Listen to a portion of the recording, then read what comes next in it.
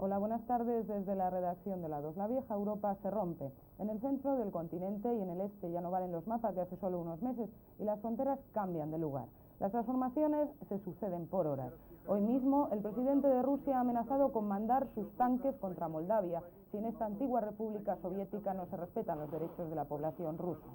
A su vez, en lo que antes era Yugoslavia, las fuerzas pacificadoras de la ONU están a punto de arrojar la toalla y abandonar su misión. Todo ello al tiempo que en Checoslovaquia, de forma pacífica, hay que subrayarlo, se anuncia la división del Estado en otros dos, dejando atrás 74 años de historia en común.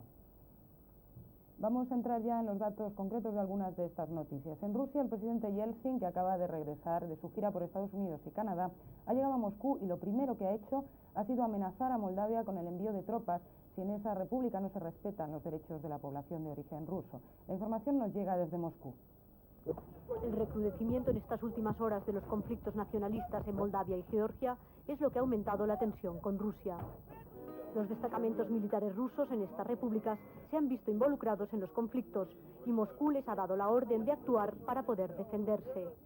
Las fuerzas rusófonas que luchan para independizarse de Moldavia en la autoproclamada República del Dniester han conseguido recuperar en las últimas horas la ciudad de Benderi, pero unos 200 civiles han perecido en la operación. Por su parte, Osetia del Sur ha pedido ayuda a Rusia para hacer frente a las fuerzas georgianas, que están a punto de controlar la capital Tsikhinvali. Georgia está dispuesta a acabar por la fuerza con el separatismo de Osetia del Sur, que desde hace 2 años pide la independencia de Georgia y quiere unirse a la República Rusa de Osetia del Norte. Relativa calma en la República de Bosnia-Herzegovina cuando se cumplen las primeras 24 horas del estado de guerra decretado ayer por la presidencia. No obstante, en Sarajevo, su capital, las granadas siguen cayendo y se escuchan algunos disparos esporádicos.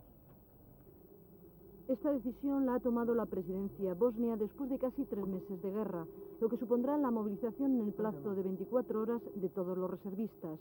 Al mismo tiempo, las fuerzas de protección de las Naciones Unidas interrumpían ayer las operaciones para el desbloqueo del aeropuerto de Sarajevo.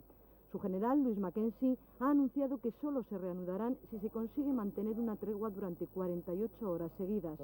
El líder político de las milicias serbias que rodean Sarajevo, Radovan Karadzic, ha enviado hoy mismo una carta al general Mackenzie en la que le asegura que sus hombres harán todo lo posible para que se respete el alto el fuego.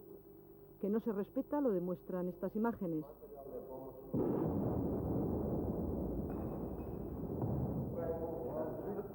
Nos muestran a una delegación francesa que es recibida en Sarajevo por miembros de la presidencia bosnia durante un bombardeo.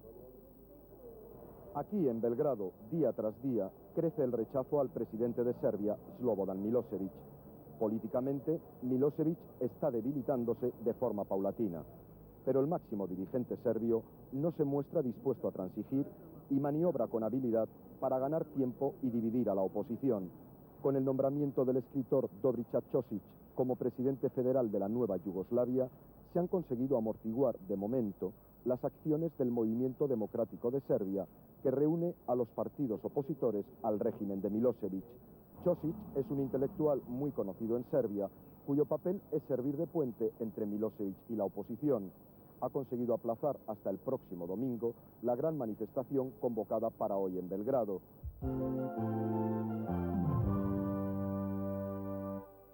En un futuro próximo, los estudiantes españoles iberoamericanos dispondrán de libros de texto con contenidos unificados.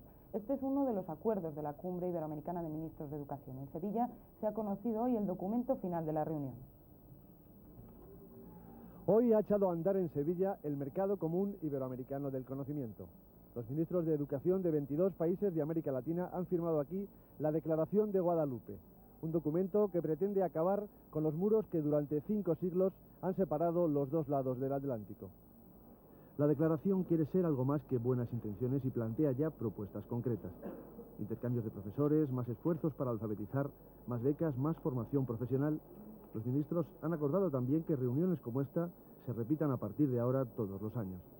Para seguir empujando la historia de nuestros países hacia adelante, hacia cotas mayores de libertad, hacia cotas mayores de igualdad, hacia cotas mayores de justicia y de desarrollo. De dinero no se ha hablado. La decisión final sobre las inversiones la tomarán en Madrid dentro de un mes los jefes de Estado de la Comunidad Iberoamericana. Ya en la política nacional, los centristas canarios han consumado hoy su separación del CDS para crear el Centro Canario. Lorenzo Olarte, expresidente del gobierno canario, es el líder de esta nueva formación.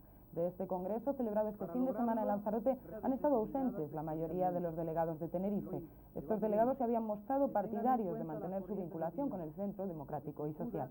Por su parte, los dirigentes nacionales del CDS han restado importancia a esta decisión. El coordinador general de Izquierda Unida, Julio Anguita, ha declarado hoy que para convocar un referéndum sobre el Tratado de Maastricht es necesario informar antes a la opinión pública. Anguita eludió pronunciarse sobre la postura que adoptaría Izquierda Unida en caso de referéndum. No obstante, la tercera Asamblea Federal acordó no apoyar la ratificación del Tratado de Maastricht, que según Julio Anguita es la madre del plan de convergencia, la medicina que los gobiernos conservadores han acordado en Europa. Mañana lunes termina el plazo para presentar las declaraciones de la renta que sean positivas, es decir, aquellas en las que el contribuyente debe pagar Hacienda.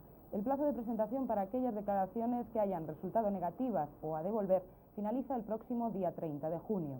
Hacienda calcula que en esta campaña de la renta se presentarán unos 11,5 millones de declaraciones.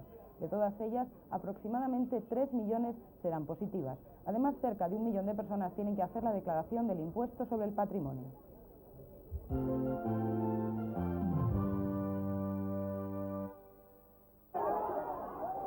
El líder del Congreso Nacional Africano, Nelson Mandela, ha roto el diálogo bilateral que mantenía con el gobierno de Sudáfrica. El dirigente negro culpa al gobierno blanco de Frederick de Klerk de responsabilidad en la masacre del pasado miércoles en Boipatón, en la que perecieron 39 ciudadanos negros por disparos de la policía.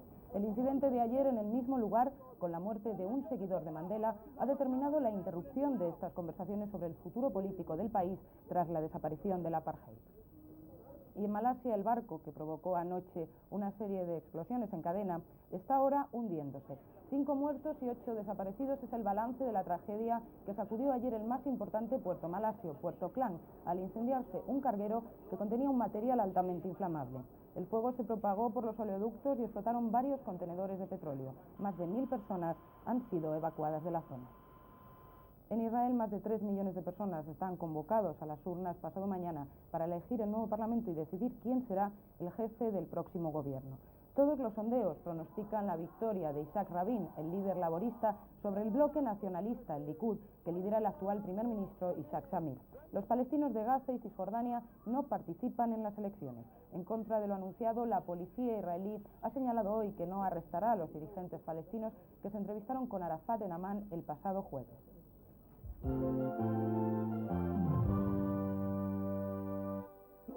Triunfo del equipo formado por el francés Dalma y los británicos Warwick y Brundle en las 24 horas de Le Mans. El equipo vencedor con este Peugeot 905 ha estado en cabeza de la prueba desde que se dio la salida a las 4 de la tarde de ayer. Es la mítica carrera de resistencia, la única del Campeonato del Mundo de Sport en la que se hacen más de 500 kilómetros. Severiano Ballesteros afronta la última jornada del Abierto de Estados Unidos de golf a 4 golpes del líder, el estadounidense Jill Morgan, quien con sus fallos ha dado opciones a un numeroso grupo de jugadores, entre ellos al español. Sorpresa en el atletismo mundial. Carl Lewis no correrá en la prueba de 100 metros lisos en la Olimpiada de Barcelona. No ha conseguido clasificarse en el equipo de Estados Unidos a pesar de tener la mejor marca mundial. Sí lo ha conseguido, en cambio, su gran rival, el canadiense Ben Johnson. Nunca más, pues, volverán a competir en esa prueba durante unos Juegos Olímpicos. Este famoso duelo entre el estadounidense Carl Lewis y el canadiense Ben Johnson no se repetirá en los Juegos Olímpicos de Barcelona. Contra todo pronóstico, Lewis no se ha clasificado, Johnson sí. Desde aquella carrera en los Juegos Olímpicos de Seúl 88, Johnson ha vivido 4 años de pesadilla. Fue desposeído de su título olímpico acusado de dopaje y su medalla de oro fue para Lewis. El Comité Olímpico Internacional le impuso una sanción de 2 años de suspensión, cumplida la cual, tras intensos entrenamientos, fracasó en su intento de obtener una plaza en la selección canadiense para los Mundiales de Tokio. Por fin ayer logró la marca mínima para acudir a Barcelona. La última vez que estos dos hombres se enfrentaron fue en Sevilla, hace un año. Ninguno se llevó el triunfo. Ganó Dennis Mitchell. Ya no veremos a los dos grandes rivales de la historia de los 100 metros lisos competir por el título en unos Juegos Olímpicos. El verano ha llegado, al menos astronómicamente. Sucedió a las 5:15 de la madrugada. El sol pasó por un punto de la bóveda celeste, el solsticio de estío. Sin embargo, en la mayor parte de España la gente ha seguido viviendo una primavera muy parecida al otoño. Las piscinas han continuado vacías o con una escasa clientela que más tiene de héroe que de bañista. En el litoral mediterráneo, zona cálida por excelencia, el panorama no era diferente. Como otras veces, astronomía y calor van por caminos distintos. Este primer día de verano no se ha presentado con las características meteorológicas más habituales. Tampoco en los próximos días podremos decir que por fin ha llegado el verano. La atmósfera continuará con los vaivenes que nos traerán chubascos y tormentas, y las temperaturas tampoco alcanzarán los niveles de auténtico verano. De momento, mañana lloverá en el centro, en el sur de la península y en la vertiente mediterránea de forma copiosa, y en el resto difícil será que el sol luzca sin la presencia de nubes. Una de las características con las que empieza este verano es la escasez de agua.